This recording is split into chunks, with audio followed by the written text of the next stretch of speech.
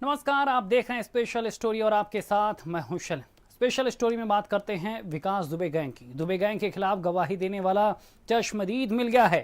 आखिर वो कौन है जिसने छत पर से पूरे कत्लेआम को देखा था?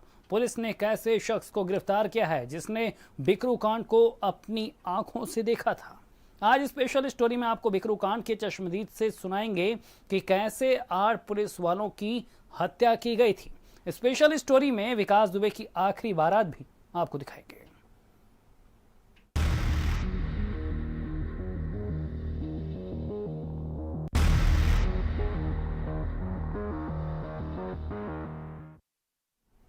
तो बिकरू कांड की सबसे बड़ी गवाही पुलिस को मिल गई है। वो चश्मदीद मिल गया है जिसने उस रात को बिकरू कांड को छत से देखा था।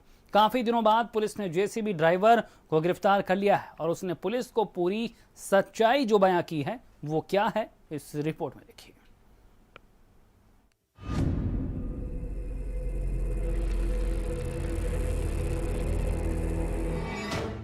आज हम आपको बिकरू कांड के इकलौते चश्मदीद से मिलवाते हैं जिसने उस रात को छत से पूरी सच्चाई देखी थी। बिकरू गांव में रात के अंधेरे में गोलियों की आवाज गूंज रही थी और जेसीबी का ड्राइवर राहुल पाल सब कुछ देख रहा था। उसने बिकरू गांव की उस रात की हर एक बात पुलिस को बताई जो अभी तक सिर्फ राज थी। जेसीबी लगाकर कैसे विकास दुबे ने पुलिस वालों का रास्ता रोका और कैसे एक के बाद एक 8 पुलिस वालों की हत्या की गई, इस सब के बारे में राहुल पाल ने पुलिस को बताया है। दिन गाड़ी सुज्जा निवादा गांव में चला रहा था। सुज्जा निवादा गांव में रात में ही गाड़ी चला था। मेरी ड्यूटी रात में ही लगी थी। तो करीब 12 बजे कुछ मिनट हो चुके थे। तो वहां से प्रेम प्रकाश आया और मेरे से बोलता है कि गाड़ी ले चलो, विकास भैया ने बुलाया है। मैं बोला अभी तो काम खत्म नहीं हुआ है। तो कहना कि अर्जेंट काम है, कोई ज़रूरी काम है, ले चलो। सर वहाँ मैं गाड़ी लेकर जाकर गया बिकरू। बिकरू गाँव में जैसे पहुँचा तो वहाँ पे देखा कि काफ़ी लोग खड़े थे। काफ़ी लोग वहाँ खड़े थे। तो जहाँ गाड़ी खड़ी करता था वहीं गाड़ी साइड में खड़ी करने लगे। तो जो वहाँ जब साइड में खड़ी कर तो बोलते गाड़ी रास्ते में लगा दो। कौन बोला? विकास दुबे। अच्छा। मैं बोलता हूँ रास्ता जाम हो जाएगा। तो बोलता हूँ मैं जितना कह रहा हूँ उतना सुन, जितना मैं कह रहा हूँ उतना सुनो और ज़्यादा बकवास करने का टाइम नहीं है।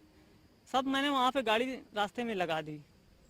गाड़ी लगा के मैंने नीचे उतरा तो विकास दुबे बोलता है इसी गाड़ी में सो जाओ, इस गाड़ी में सो जाओ। तो वहाँ पे एक धीरू नाम का व्यक्ति है, तो वो बोलता है कि नहीं, इसको ले जा करके छत पे बंद कर दो। तो हमको सर छत पे जा करके ना ऊपर चढ़ा दिया। किसकी छत पे बंद किया गया तुमको? विकास दुबे की छत पे, बड़ी वाली छत पे। बड़ी वाली छत पे जब विकास दुबे के घर में रहता था? हाँ साहब। फिर वो और जीने से लगी हुई खिड़की से वहाँ से कुंडी लगा दी जी, और हमको छत पे चढ़ा। विकास के रिश्तेदार प्रेम प्रकाश ने ही जेसीबी के ड्राइवर को बुलाया था। जेसीबी का ड्राइवर राहुल पाल किसी दूसरे गांव में काम कर रहा था, लेकिन दुबे गैंग ने पहले से अपनी प्लानिंग के तहत ही गांव में जेसीबी लगवाकर पुलिस का रास्ता रोक लिया था। बोलता हूँ रास्ता जाम हो जाएगा। तो बोलता हूँ मैं जितना कह रहा हूँ उतना सुन, जितना मैं कह रहा हूँ उतना सुनो और ज़्यादा बकवास करने का टाइम नहीं है। सब मैंने वहाँ पे गाड़ी रास्ते में लगा दी। गाड़ी लगा के मैंने नीचे उतरा तो विकास दुबे बोलता है इसी गाड़ी में सो जाओ, इसी गाड़ी में सो जाओ। तो वहाँ पे एक धीरू नाम का व्यक्ति है, तो वो बोलता है कि नहीं, इसको ले जा करके छत पे बंद कर दो।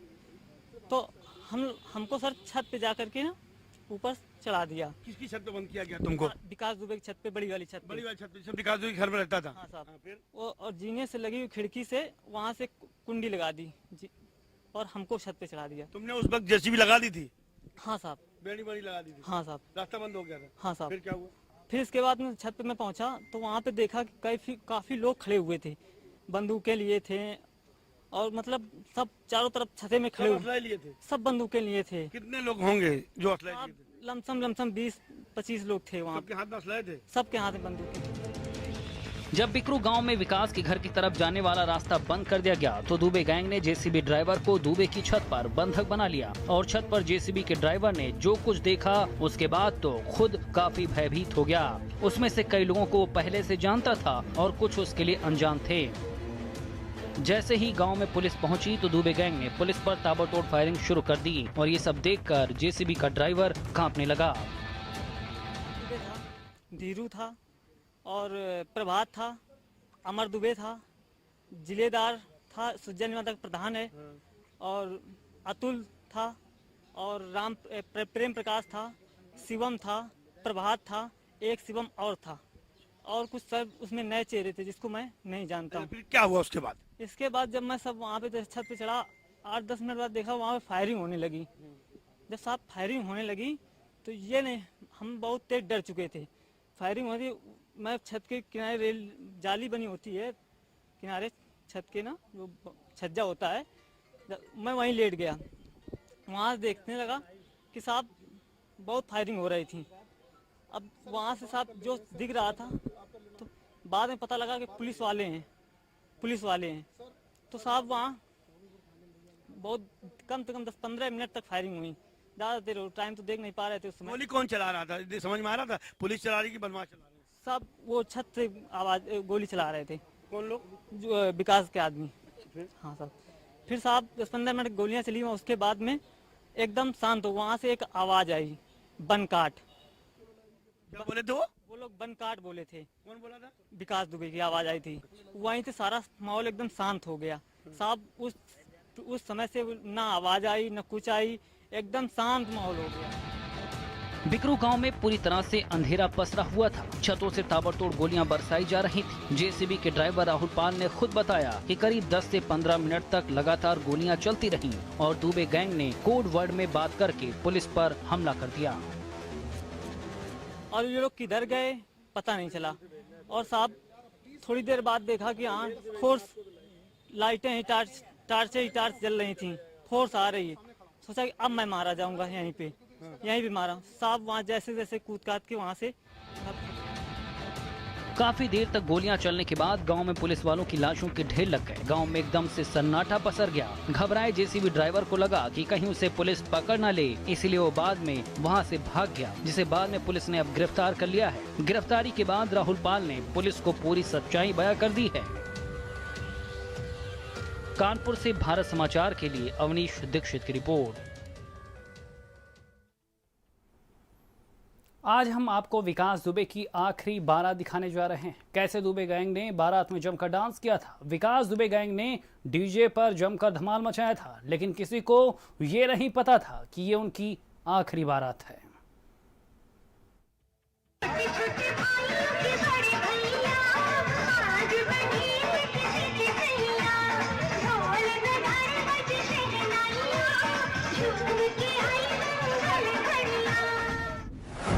विकास दुबे की आखिरी बारात।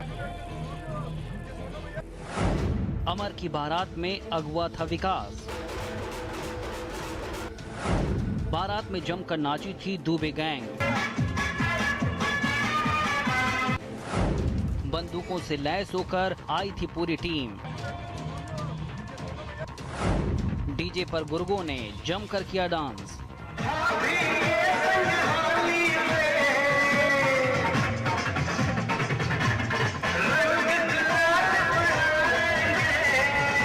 बंदूकों के दम पर अपना दबदबा कायम करने वाली विकास दुबे गैंग बारात में जमकर नाची थी। दुबे के गुर्गों ने डीजे पर खूब डांस किया था और देर रात तक पूरी विकास दुबे गैंग जमकर डांस कर रही थी। विकास दुबे का दाहिना हाथ कहने जाने वाले अमर दुबे की शादी थी, जिसमें रात के समय स्टेज में पूरी दुबे गैंग फिल्मी गानों पर खूब थिरकी थी। लेकिन इस बात का अंदाजा शायद किसी को नहीं था कि दुबे गैंग की आखिरी बारात है। इसके बाद दुबे गैंग कोई बारात नहीं देख पाएगी।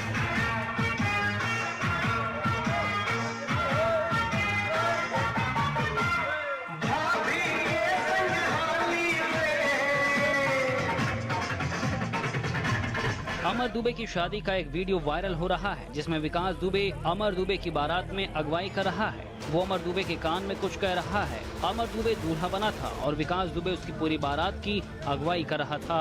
बारात में पूरी व्यवस्था खुद विकास दुबे देख रहा था। अमर दुबे के गार्जियन की तरह विकास दुबे शादी में घर से लेकर खाने पीने की पूरी व्यवस्था की कमान खुद अपने हाथों में ले रखी थी।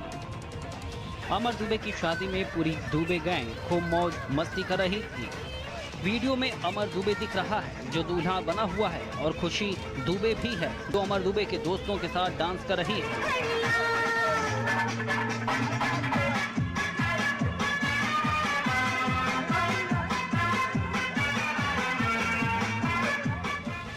बिकरू कांड के बाद पुलिस ने अमर दुबे और प्रभात मिश्रा का एनकाउंटर कर दिया था। वीडियो में अमर दुबे भी है और उसकी पत्नी खुशी दुबे भी है। खुशी दुबे अमर दुबे के दोस्त प्रभात मिश्रा और दूसरे लोगों के साथ डांस कर रही है। विकास दुबे पूरी बारात की व्यवस्था संभाल रहा था और उसके गुर्गे डीजे पर थिरक रहे थे।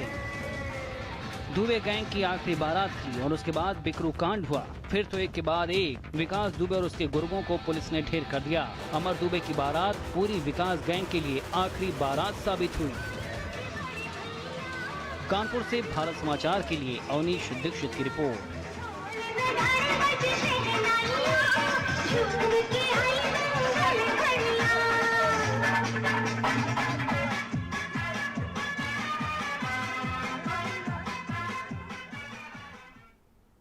इधर कानपुर के बिकरू गांव में एफएसएल की टीम ने पूरी जांच की है। घटना का रिक्रिएशन किया गया। हर एंगल से जांच की गई कि कैसे दुबे गैंग ने 8 पुलिस वालों की हत्या की थी।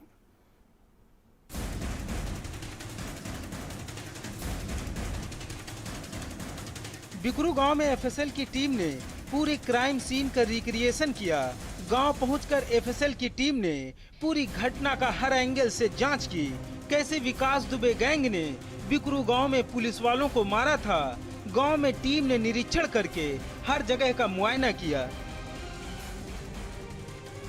लखनऊ से आई फॉरेंसिक टीम इस वक्त बिकरू गांव में है और क्राइम सीन क्रिएट कर रही है जो उस दिन हुआ था जब विकास दुबे उसके गुर्गों ने पुलिस टीम पर फायरिंग की थी, जिसमें 8 जवान शहीद हुए थे और 7 घायल हो गए थे। देखिए वो मकान जहां पर विकास दुबे उनके गुर्गों ने पोजीशन लिखी थी, उन्हीं छतों पे अब पुलिस कर्मी खड़े करके उस पूरे सीन को क्रिएट किया जा रहा है। किस तरह की स्थिति देखिए, किस तरह असलाओं से गोलियां चलाई गई थी और किस तरह पुलिस टीम यहाँ पर जब आई थी तो यहाँ से भागते हुए इधर गई थी और कुछ जान बचाए, कुछ इधर भागे थे, कुछ इधर भागे थे। एफएसएल की टीम ने हर उस जगह पर जाकर जांच की जहां जहां पुलिस वालों को मारा गया था। किस तरह से विकास दुबे के गुर्गों ने छत पर खड़े होकर फायरिंग की थी और सीओ देवेंद्र मिश्रा पर ताबड़तोड़ फायरिंग करके उनकी हत्या की थी। देखिए सीओ साहब इस तरह भागते हुए दिखाई दे रहे हैं, यहाँ पे छुप गए थे लेकिन तभी उनकी निगाह उन पर पड़ते किस तरह के गुर्गे किस तरह पोजीशन लिए हुए थे विकास दुबे के। सेम वही सीन क्रिएट किया जा रहा है कि किस तरह विकास दुबे गुर्गों ने पोजीशन ली थी। और ये देखिए यहाँ सीओ साहब भागते हुए कैसे अंदर गए थे अपनी जान बचाने के लिए और बचाने के जब ये अंदर गए हैं देखिए यहाँ पे किसी ने उनकी मदद नहीं की, छुप गए थे यहाँ जा करके। और देखिए पुलिस टीम जब सीओ साहब यहाँ से भागे थे देखिए किस तरह सीओ साहब ने अपनी भाग कर यहाँ से जान बचाने की कोशिश की थी। देखिए और पुलिस उस सीन भी क्रिएट किया जा रहा है कि क्या परिस्थितियाँ उसमें काली रात थी, अंधेरा था, क्योंकि गांव बत्ती कटवा दी गई थी। किस तरह के सीन करा जा रहा। सीओ साहब किस तरह के दीवार पे चढ़ के अपनी जान बचाने का प्रयास कर रहे थे लेकिन इसके कूदने के बाद भी उनको बख्शा नहीं गया और उस पर भी ताबड़तोड़ गोलियां चलाने के बाद उनका पैर वहां से काट दिया गया था। अब पुलिस टीम उस जगह पर जाएगी जहां सीओ साहब आंगन में कूदे थे, जहां पर अमर दुबे, अतुल दुबे और प्रेम प्रकाश पांडे उनको गोली मारी थी और एक गोली विकास दुबे ने मारी थी। उसके बाद उनके पैर को काट लिया था। इस पूरी घटना का पुलिस ने सीन रिक्रिएट किया है। किस जब सीओ साहब यहाँ कूदे हैं तो अतुल दुबे उसके गुर्गों ने किस तरीके से फायरिंग की थी छतों से। देखिए ऊपर छतों पे भी पूरे उसके अतुल दुबे, अमर दुबे खड़े हुए थे जिन्होंने फायरिंग की थी। आप देख सकते हैं कि बिकरू गांव में जब सिपाही चारों तरफ से घिर गए थे तो गांव के एक पुराने शौचालय में जाकर छिप गए और जान बचाने की कोशिश करने लगे, लेकिन वहां पर दुबे के गुर्गों ने चारों तरफ से सिपाहियों को घेर कर हत्या कर दी। यहाँ पर 6 पुलिसकर्मी खड़े, इसी के अंदर 4 पुलिसकर्मियों की हत्या की गई थी और चारों लोग यहीं डेड बॉडी यहाँ पर मिली थी। पुलिसकर्मियों की वो जगह है जहाँ पर पुलिसकर्मियों पर इसी सार्वजनिक शौचालय बना हुआ था, इसके अंदर गोलियां चलाई गई थी। वही पुलिसकर्मी को रीसीन क्रिएट करने के लिए यहाँ पर लाया गया और यहाँ पर पुलिस टीम पर फायरिंग करके 4 लोग की हत्या कर दी। देखिए वो पोजीशन देखिए किस तरह लोग पोजीशन लिए, लेकिन जब गोली चली है तो इनको अंधेरे में दिख नहीं है लेकिन बदमाश इनको बराबर देख रहे थे। देखिए इस तरह डेड बॉडी मिली, देखिए इस तरह इसी तरह वो सब पड़े हुए यहाँ पर मिले हुए थे जब विकास दुबे के साथियों ने उन पर फायरिंग की थी। देखिए आप देख सकते हैं कि क्या स्थितियाँ रही थी पुलिस वालों के साथ में कि किस तरह के अंधेरे का फायदा उठाकर अपराधियों ने उन पर फायरिंग की थी। सीन रिक्रिएट में स्पष्ट हो गया कि विकास दुबे के साथियों ने अम्बुश लगा रखा था। वो अम्बुश जो सिर्फ पुलिस जानती थी किस तरीके से अम्बुश लगाया जाता है, लेकिन विकास दुबे के जो साथी थे कुछ पुलिस के मुखबिर भी थे जो पुलिस विभाग में रहकर तनख्वाह पुलिस से लेते थे, लेकिन मुखबिरी विकास दुबे करते अपने आका को सारी सूचना लीक करते। उन्होंने पूरा अम्बुश लीक कर दिया था और यही वजह थी पुलिसकर्मी घेर कर यहाँ मारे गए थे। लखनऊ से पहुंची फॉरेंसिक की टीम ने प्रेम प्रकाश और अतुल दुबे के एनकाउंटर की भी जांच की। घटना स्थल पर क्राइम सीन रिक्रिएट करके हर एंगल से जांच की गई, जिससे जल्द से जल्द मामले में कार्रवाई हो सके। कानपुर से भारत समाचार के लिए अवनीश दीक्षित की रिपोर्ट।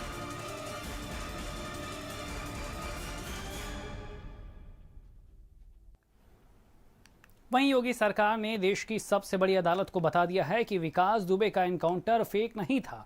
पुलिस ने आत्मरक्षा में गोली चलाई थी, जिसमें विकास दुबे मारा गया।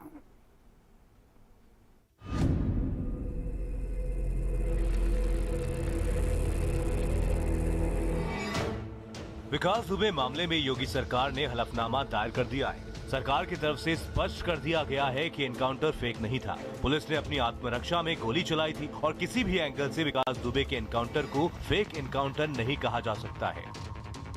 यूपी सरकार ने सुप्रीम कोर्ट में दाखिल हलफनामे में बताया है कि विकास दुबे पुलिस के हथियार छीनकर भाग रहा था। इसके बाद पुलिस ने अपनी आत्मरक्षा में दुबे पर गोली चलाई, जिसमें वो मारा गया। फिर भी सरकार ने मामले में न्यायिक आयोग का गठन कर दिया है। सरकार ने एनकाउंटर की फोटो भी कोर्ट को सौंपी है। सुप्रीम कोर्ट ने यूपी सरकार से जवाब तलब किया था, जिसके बाद ही योगी सरकार ने एनकाउंटर को लेकर के सुप्रीम कोर्ट में हलफनामा दायर किया था। हलफनामे में कहा गया है कि विकास दुबे एक खूंखार गैंगस्टर था, जिसने 8 पुलिस वालों की हत्या की थी। एनकाउंटर को लेकर के लोगों में काफी गलत धारणा दी थी, लेकिन ये सच है कि विकास दुबे पुलिस वालों के हथियार लेकर भाग रहा था और फिर आत्मरक्षा में पुलिस ने उसका एनकाउंटर किया।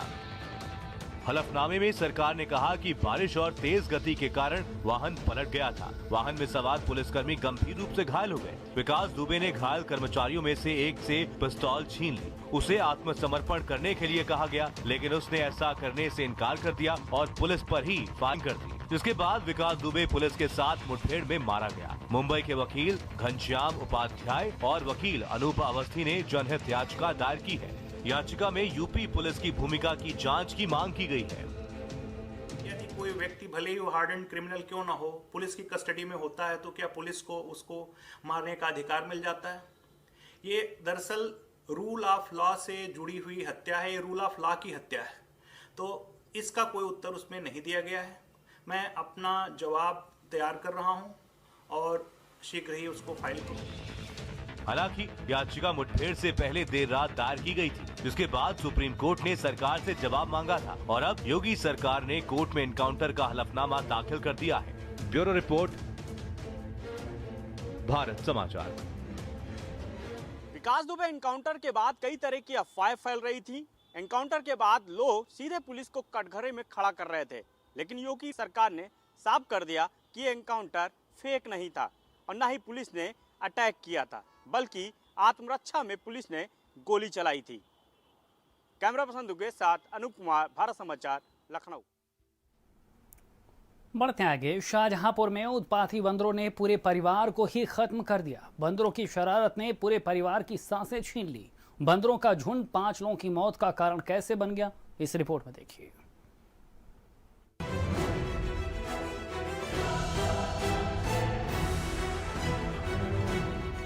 बारिश के दिनों में कच्चे मकान आज भी लोगों की जिंदगियां खत्म कर रहे हैं। शाहजहांपुर में तो दीवार के नीचे दबकर एक ही परिवार के 5 लोगों की दर्दनाक मौत हो गई। इस मौत के जिम्मेदार उत्पाती बंदर हैं, जो दीवार के ऊपर से झुंड बनाकर गुजर रहे थे। तभी दीवार भरभरा कर नीचे गिर पड़ी और दीवार के नीचे दबने से परिवार के 5 लोगों की दर्दनाक मौत हो गई। मरने वालों में एक महिला समेत 4 बच्चे शामिल हैं। मेरी बहन है, 2 बहनें और 2 भैया थे छोटे, और ईंटों ऊपर गिरी थी। अच्छा, कैसे हुआ, कैसे ये दीवार गिर गई? बंदरों मिला के। शाहजहांपुर के चौक कोतवाली इलाके के वाजिद खेल में एक महिला अपने 5 बच्चों के साथ दीवार से सट कर सोई हुई थी। इसी बीच वहां पर दीवार से बंदरों का एक झुंड निकलने लगा। बंदर काफी उत्पाती थे और जोर जोर से दीवार को हिलाना शुरू कर दिया।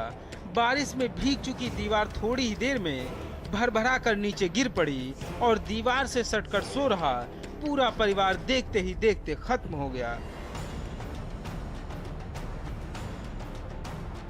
महिला और 4 बच्चों की मौत हो गई और एक बच्चा गंभीर रूप से घायल हो गया, जिसे इलाज के लिए अस्पताल में भर्ती करवाया गया है। कुछ बच्चे और उसकी माँ सो रहे थे गर्मी में बाहर। बगल में उनके चाचा के मकान पे बंदर आ गए और वहाँ छतों पर दीवार छोटी सी बनी हुई थी जिसको उन्होंने गिरा दिया। तो ईंटें गिरने की वजह से उनके चेहरे पे और सिर में चोट लगने के कारण बच्चों की और उसके माँ की मौत हो गई है। एक परिवार के लोग बाहर खुले में सो रहे थे दीवार से सटकर। ये जब उनका घर था, लेकिन मुझे लगता है गर्मी की वजह से बाहर सो रहे होंगे।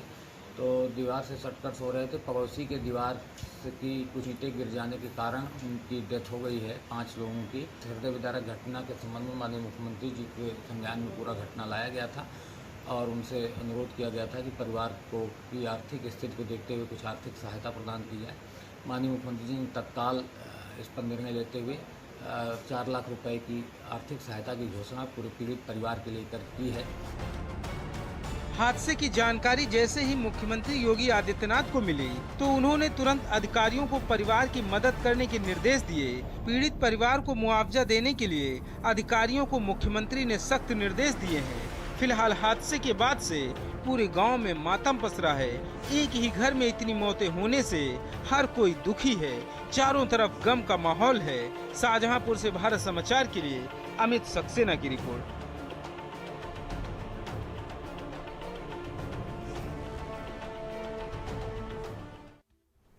इधर देश के कई इलाकों में बाढ़ ने तांडव मचा रखा है। पानी की प्रलय से चारों तरफ हाहाकार मचा हुआ है। बारिश के कारण कई लोग बेघर हो चुके हैं। सब कुछ बर्बाद हो गया है और समझ में नहीं आ रहा कि बर्बादी वाली बाढ़ आखिर कहां जाकर रुकेगी।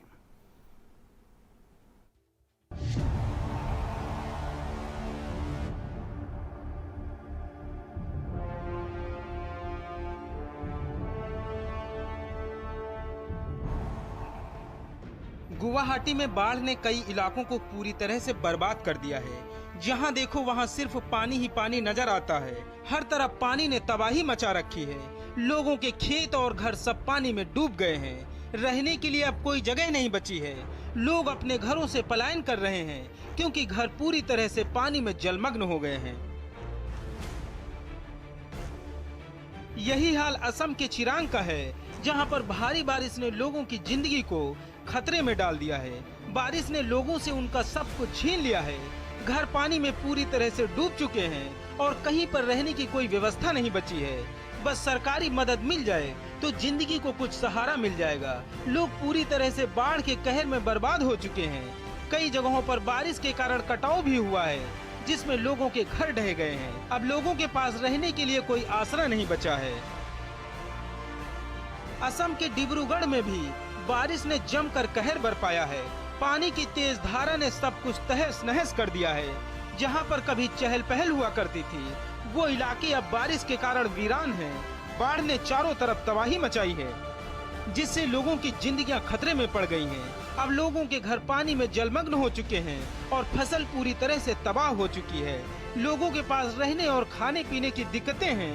कुदरत ने जो कहर बरपाया है, उसने लोगों की जिंदगी को तबाह कर दिया है। असम के रामपुर में भी बाढ़ ने भयंकर तबाही मचाई है। ऊपरी पहाड़ी राज्यों में हो रही लगातार बारिश के कारण असम की महानगरी गुवाहाटी के बीच से होकर गुजरने वाली ब्रह्मपुत्र अपने पूरे उफान पर है। गुवाहाटी के समीप पड़ने वाले ज्यादातर गांव पानी में डूब चुके हैं और लोगों का सब कुछ बर्बाद होने से वो पूरी तरह से मायूस हो चुके हैं। ब्यूरो रिपोर्ट, भारत समाचार।